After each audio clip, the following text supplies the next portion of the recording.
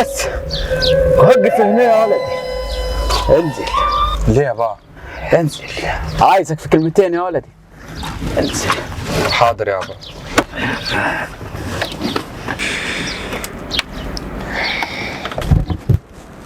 ايه يابا نزلتنا ليه فجأة؟ تعال يا ولدي. اجي فين يابا؟ اسمع الكلام بس وتعال، ما تغلبنيش. تعال يا ولدي، اسمع الحديث اللي هقوله لك زين. عايزك تركز في كل كلمة هقولها لك. المكان ده يا ولدي اللي جدك مدفون فيه، الله يرحمه، ألف رحمة ونور تنزل عليك يابا. ركز يا ولدي، ركز في الحديث اللي هقوله لك ده زين.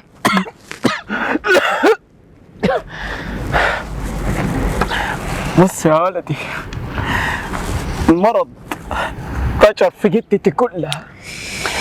خلاص يا ولدي، ابوك كبر، نفسي اطمن عليك قبل ما اموت يا ولدي. الموت بيقرب، واقف على الباب وانا حالف ما اطلع له، حالف ما اطلع له غير لما اطمن عليك وعلى مستقبلك يا ولدي. بعد الشر عليك يا بابا. نفسي في عيل صغير، نفسي في عيل يشيل اسمه واسمك يا ولدي. نفسي اشوف لك وقت قبل ما اموت، وعلى الاقل اطمن عليك. يابا ابوس ايدك يابا، انا متجوز يابا وعدتها اني ما اتجوزش عليها. يا ابوي مالك يا ولدي؟ عدتها وحديث ماسخ اللي انت بتقوله ده. كلام خلص، قدامك اسبوع تشوف حل مع مرتك، تيجي تقول لي انا هتجوز يابا، هو يا تلحقني يا ما تلحقنيش يا ولدي. بعد الشر عليك يابا. هنا دفنت ابوي وتدفن، عايزك تدفني جنبه لما اموت. بس امانه عليك يا ولدي، امانه عليك تسمع الكلام، تجيب لي الواد، عايز اطمن عليك قبل ما اموت يا ولدي. بس دي بتاعت ربنا يابا، مالنا احنا بيها.